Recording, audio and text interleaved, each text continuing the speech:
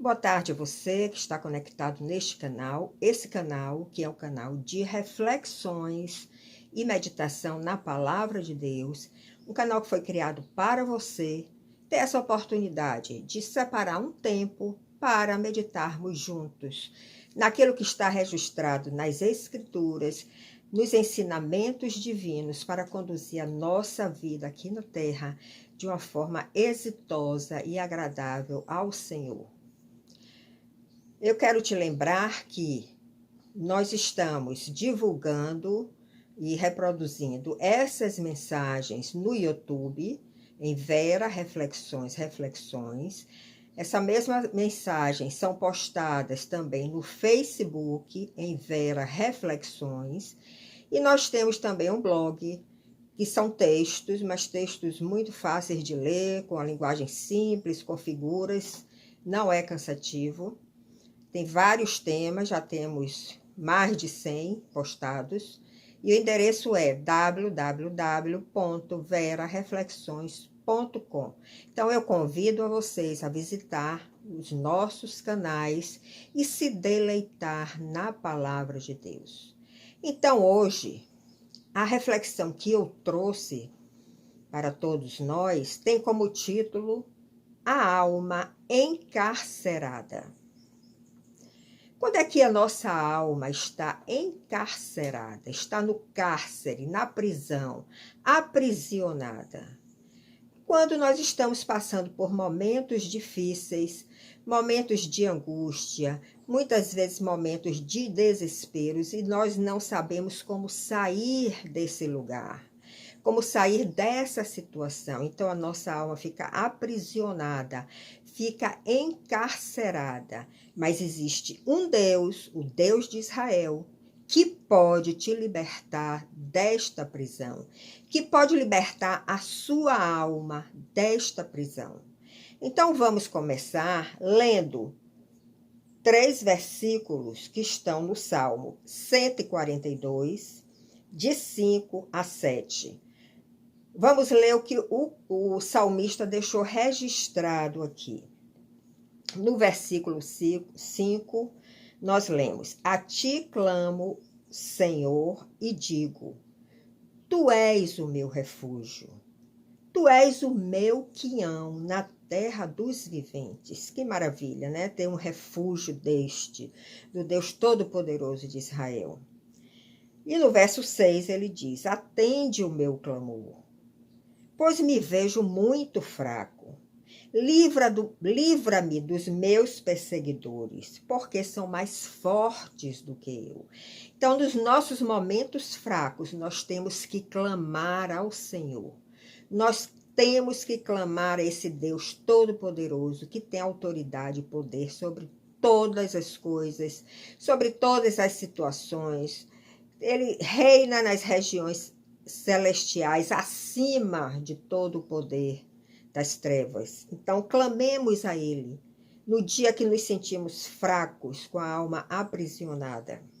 E no verso 7, nós lemos: Tira a minha alma do cárcere, para que eu dê graças ao teu nome. Você reparou que quando a nossa alma está aprisionada, nós nem conseguimos agradecer a Deus por tudo que Ele já fez em nossa vida? Então, nós temos que pedir livramento, libertação, quando a nossa alma está encarcerada, para nós darmos graças a Ele. E ele ainda diz, complementando neste verso 7, os justos me rodearão quando a minha alma for liberta do cárcere. Os justos me rodearão quando me fizeres esse bem. Então, nós vamos começar a meditar já com essa leitura desses 3 versículos do Salmo 142. E vamos refletir um pouco numa doença que tem sido muito comum em toda a humanidade, tem acometido a muitos, que é a depressão. O que é que nós entendemos como depressão?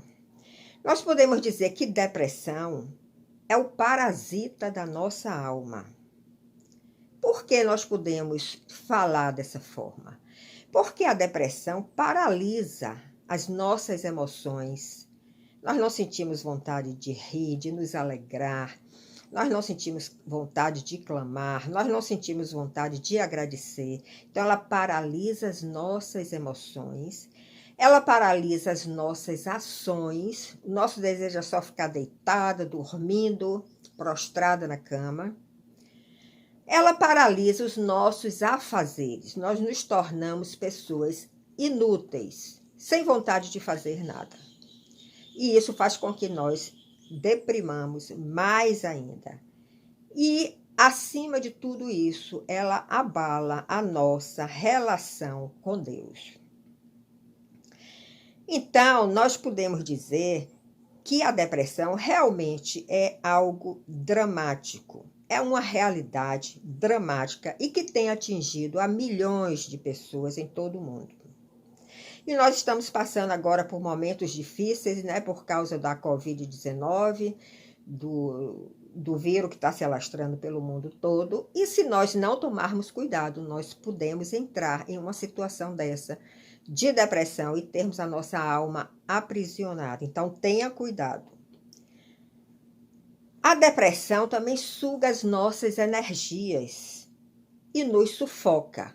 Como eu já disse, a depressão nos deixa prostrado em cima de uma cama ou sentado no sofá, sem vontade de fazer nada, sem ação, sem emoções e sem buscar esse relacionamento com Deus que todos nós precisamos.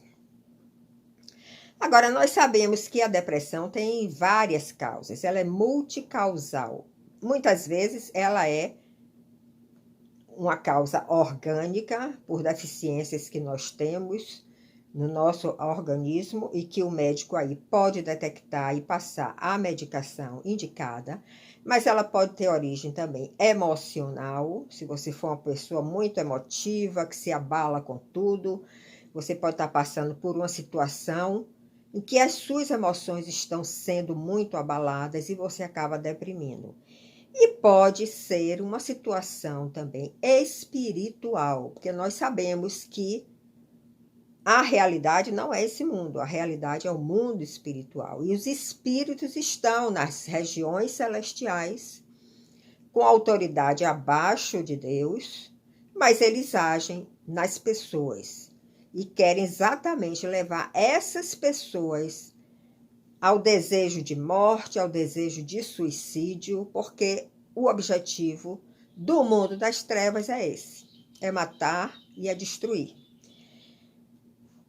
Nós vemos também que a depressão não escolhe classe social, não escolhe poder econômico, ela atinge pessoas de todos os estratos sociais e de todas as idades.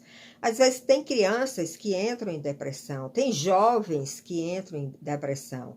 Nós temos orado lá na minha igreja por alguns jovens, algumas vezes, que estão querendo se suicidar, se matar. São jovens. Então, ela não escolhe idade, ela não escolhe cor, nem raça, nem poder econômico.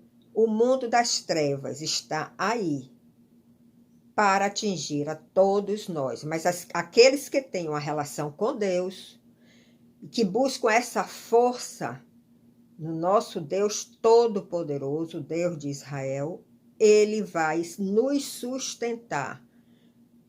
E nós vamos ver um pouco mais adiante um homem de Deus com um ministério que teve assim, que foi muito atuante aqui na Terra, mas que passou por um momento de depressão. Então, a depressão atinge tanto aos crentes como aos não crentes. Não ache que por você ser crente, o cristão, o católico que busca Deus, que busca a sua palavra, você não pode ser atingido por essa doença. Todos nós podemos ser atingidos. Ela atinge tanto a crentes como a descrentes. E essa pessoa, esse homem de Deus que eu mencionei agora, todos nós conhecemos, né? Quem estuda a Bíblia conhece bem essa pessoa, o profeta Elias. É um profeta de Deus que atuou aqui na terra com grande poder de autoridade dada pelo Senhor.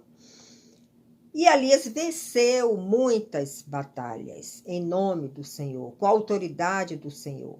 Mas ele teve também um momento depressivo. Ele foi acometido também dessa doença em um momento da sua vida, mas o Senhor, ele clamou ao Senhor e o Senhor estava ali olhando para o mensageiro dele, para o profeta dele, vendo o que estava se passando e o Senhor agiu. Ele pode fazer isso também com você, comigo, com todas as pessoas que buscam a ele. A depressão nos faz olhar a vida com pessimismo. É como se nós estivéssemos olhando a vida pelo retrovisor e não pelo para-brisa. Porque quando nós olhamos pelo para-brisa, nós estamos vendo o que vem adiante, o que está adiante de nós. Pelo retrovisor é tudo que já passou. Nós nunca devemos olhar a vida pelo retrovisor, porque nós vamos estar olhando, muitas vezes, para fracassos que nós cometemos e que Deus nos levantou, nos deu uma nova visão e você ainda está olhando para esses fracassos que passaram. Você está olhando a vida pelo retrovisor. Para nós olharmos as nossas vitórias pelo retrovisor, nós podemos até olhar como um ânimo, um incentivo para conquistar coisas novas. Mas nós nunca devemos olhar pelo retrovisor as nossas vitórias com o desejo de nos apegarmos a ela, porque aquele momento passou. Nós vamos viver agora novos momentos e novas vitórias. Então, se você ficar apegado às suas vitórias passadas, você não vai caminhar, você não vai crescer nessa caminhada cristã. Então, nós devemos sempre olhar a vida pelo para-brisa, como pessoas otimistas. As pessoas pessimistas, elas sempre ficam relembrando todo o seu fracasso. E vê tudo negro, não vê nada adiante que ela possa conquistar. E Elias, o profeta Elias, teve essa experiência no Monte Carmelo, né, que ele desejou, inclusive, morrer. Ele desejou, provavelmente, desistir do seu ministério, da sua própria vida. E ele se escondeu numa caverna, cheio de sentimentos turbulentos que agitavam a sua alma. Naquele momento, a alma do profeta Elias estava aprisionada, estava no cárcere. Ele não conseguia ver nada adiante. É isso que faz com que nós percamos esse novo objetivo, essa nova visão. Então, quando você se sentir com a sua alma aprisionada por qualquer situação que você tenha vivido, você suplique a Deus, como nós lemos, clame ao Senhor. No momento de fraqueza, clame ao Senhor, para Ele libertar sua alma da prisão e te dar uma nova visão. E nós, mais adiante, vamos falar um pouco da vida do profeta Elias, mas nós já podemos dizer que Deus tratou a sua depressão. Naquele tempo e na situação que ele se encontrava, ele se escondeu numa caverna, né, com a alma turbulenta, cheia de temores, com a alma aprisionada, sem conseguir enxergar uma solução para aquela situação que ele estava vivendo. Mas Deus curou ele, podemos dizer até que Deus curou ele através da sonoterapia, porque Elias dormiu ali. E quando ele acordou, ele foi visitado por um anjo e recebeu a mensagem que Deus queria mandar para ele. E foi dado um banquete para ele também, nesse deserto dele. Então, Deus diz a Elias que o ministério dele não tinha chegado ao fim. e que o melhor estava ainda por vir. Isso nós devemos nos prender nesse detalhe. Muitas vezes, quando nós estamos numa situação de angústia, de desespero, de decadência, ou porque o nosso negócio não foi bem, ou porque a nossa empresa entrou em concordata, nós deprimimos, a nossa alma fica aprisionada, nós só temos sentimentos negativos. Mas se você anda com Deus, se Deus está dirigindo a sua vida, não esqueça que tudo que está passando com você está debaixo da soberania divina. E que o melhor ainda está por vir, como foi dito a Elias. O melhor ainda está por vir. Então, Deus pode também tirar a nossa alma do cárcere, como ele tirou a alma de Elias. Ele pode colocar os nossos pés sobre a rocha, que é Cristo Jesus. E nós sabemos que quando nós estamos firmes nessa rocha, nós conseguimos superar todas essas situações. E ele também pode colocar um cântico novo na nossa boca. Algo novo para você louvar o seu Deus. Algo novo para você glorificar o seu Deus. Porque todas as situações difíceis, quando nós estudamos homens e mulheres de fé, que estavam andando com Deus, não estavam separados de Deus, estavam andando com Deus, mas passaram por momentos difíceis. Mas quando eles depositam a sua confiança em Deus, Deus abre caminhos, Deus dá uma nova visão e ele coloca um cântico novo na nossa boca. Isso aconteceu na passagem do Mar Vermelho. Deus abriu um caminho, apresentou um novo caminho, uma nova visão, que era a terra prometida. E Miriam e Moisés receberam um cântico novo na sua boca. Isso é apenas um exemplo da Bíblia, dentre muitos outros. Mas nós podemos também viver essa experiência. Os nossos momentos difíceis não são, principalmente se você é uma pessoa que caminha com Deus, os nossos momentos difíceis, se você entregue sempre ao Senhor, se clame ao Senhor para te libertar dos maus pensamentos e peça a Ele que Ele coloque um cântico novo na sua boca para você louvar a Ele, glorificar, adorar, engrandecer diante daquela circunstância difícil. E aí você vai experimentar que a partir dessa atitude o melhor está por vir. Não esqueça dessa recomendação. Então, vamos fazer uma viagem assim, panorâmica sobre a vida do profeta Elias. Nada se sabe a respeito da sua vida privada. A Bíblia não deixou registrado nada e na história também eu não vi nada que fizesse alusão à vida privada do profeta Elias. Mas a respeito do seu ministério, a respeito da sua relação com Deus, a respeito da autoridade de Deus que estava sobre ele, tem coisas registradas nas Escrituras, nos livros 1 de Reis e 2 de Reis. Você pode estudar esses dois livros e você vai ver a caminhada do profeta Elias. Você vai ver os momentos que ele foi usado com poder e autoridade de Deus para combater o inimigo, para combater profetas de Baal, que era o reino das trevas. E esses dois livros, 1 de Reis e 2 de Reis, nos vai dar uma visão, um panorama do ministério do profeta Elias. Porque o mais importante na vida de cada um de nós não é a nossa vida natural, é a nossa vida espiritual, é a nossa caminhada com Deus, é a visão que nós temos do porvir, do reino de Deus que vai chegar a esta terra e de como nós vamos estar preparados para sermos inseridos ou não nesse reino de Deus.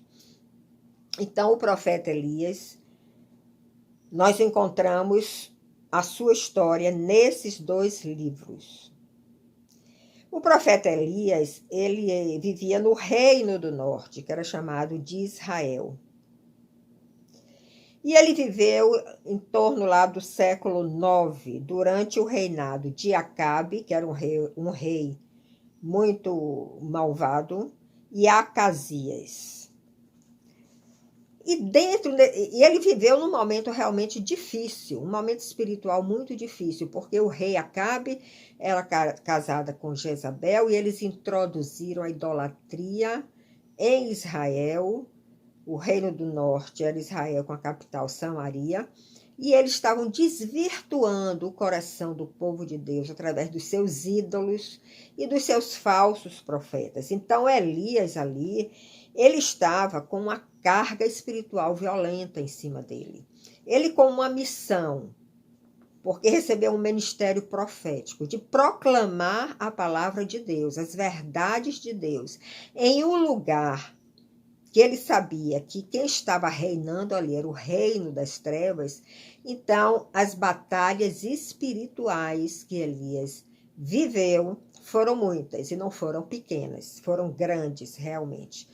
Mas Elias, ele tinha uma autoridade de Deus tão grande que ele profetizou várias coisas que realmente aconteceram e que enfureceram muito a Acabe, que era o rei da época, e a Jezabel, a sua esposa, que era também uma pessoa dedicada a ídolos, a uma pessoa pagã e que queria destruir o povo de Deus através da idolatria. Uma das profecias que Elias deu naquela época, ele profetizou uma grande seca sobre Israel por 3 anos. Isso está em 1 de Reis, capítulo 17. E a sua profecia se cumpriu. E pelo fato da sua profecia ter se cumprido, isso afrontou os deuses pagãos daquele lugar, porque eles queriam reinar sobre o povo. E quando chegou Elias com a profecia de Deus, do Deus de Israel, com tanto poder e autoridade, decretou uma seca por 3 anos, e isso se cumpriu, ele estava afrontando as autoridades dos deuses pagãos que estavam ali agindo naquele lugar. E todas as vezes que nós afrontamos alguém, nós sofremos perseguição. E Elias também começou a correr um risco de vida. E aí o próprio Deus recomenda a Elias que ele se esconda no ribeiro do Querite, e que ele ia ser sustentado ali de uma forma milagrosa através de uma viúva. Ele se escondeu no ribeiro de Querite, ele foi alimentado por corvos ali, de uma forma milagrosa. E depois que esse ribeiro secou, Deus deu uma outra ordem para ele ir até a viúva de Serepta, que ele seria sustentado naquela fase por esta viúva. Só que essa viúva não era ninguém que tinha recursos, que tinha um palácio para receber Elias, né? Era uma pessoa necessitada, uma pessoa que tinha muito pouco. Mas ela ficou até sem entender quando Elias chegou lá para se abrigar na casa dela, porque ela viu que ela não tinha como sustentar mais uma pessoa. Mas Deus, de novo, interviu na situação e sustentou milagrosamente tanto Elias como a viúva de Serepta, essa senhora, e o seu filho. E fez multiplicar a farinha e o azeite que ela tinha, até que a chuva voltasse a cair sobre a terra.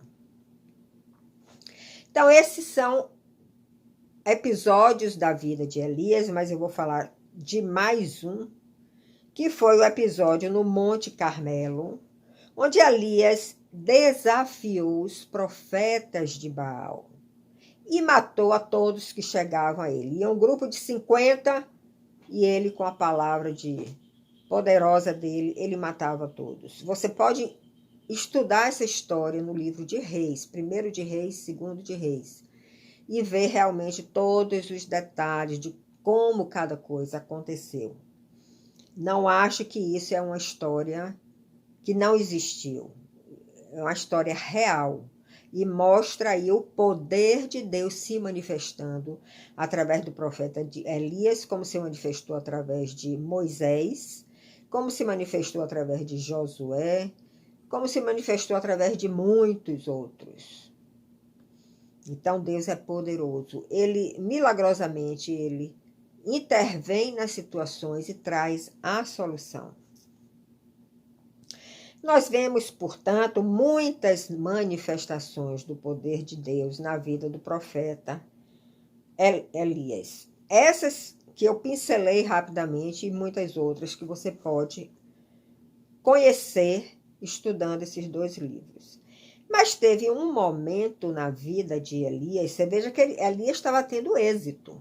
Ele estava tendo êxito nessas missões, ele via que o poder de Deus estava sobre ele, a autoridade de Deus estava sobre ele, mas mesmo assim, ele passou por um momento na sua vida de um profundo desânimo.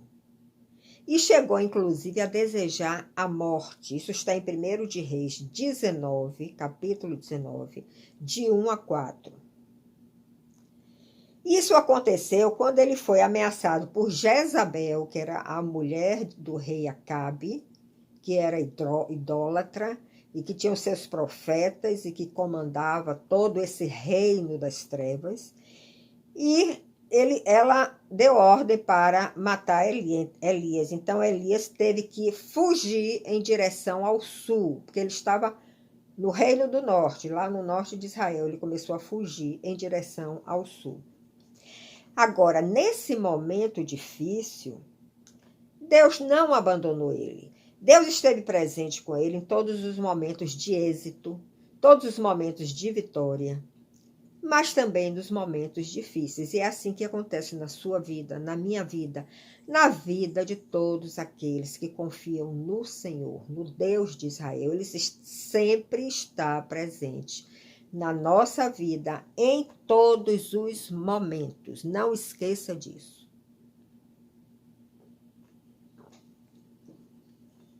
Então, nesse momento difícil da vida de Elias, que ele estava com um profundo desânimo, e com desejo, inclusive, de morrer, Deus interviu mais uma vez. E Deus levantou ele daquele desânimo, sustentou ele com pão e água e mandou que ele se direcionasse, fosse em direção ao Monte Horebe, que é o Monte Sinai, que Moisés também teve aquela experiência grandiosa com Deus. Deus dirigiu Elias a esse monte, ao Monte Horebe, porque ali Elias também ia vivenciar algo novo. E quando Elias chegou nesse monte, no Monte Horebe, Deus se fez presente a ele e ele recebeu uma nova visão e novas instruções do Senhor. Então você veja que, como aconteceu na vida do profeta Elias, momentos de vitórias, de êxito, onde a autoridade de Deus estava ali agindo através dele, através do ministério que ele recebeu.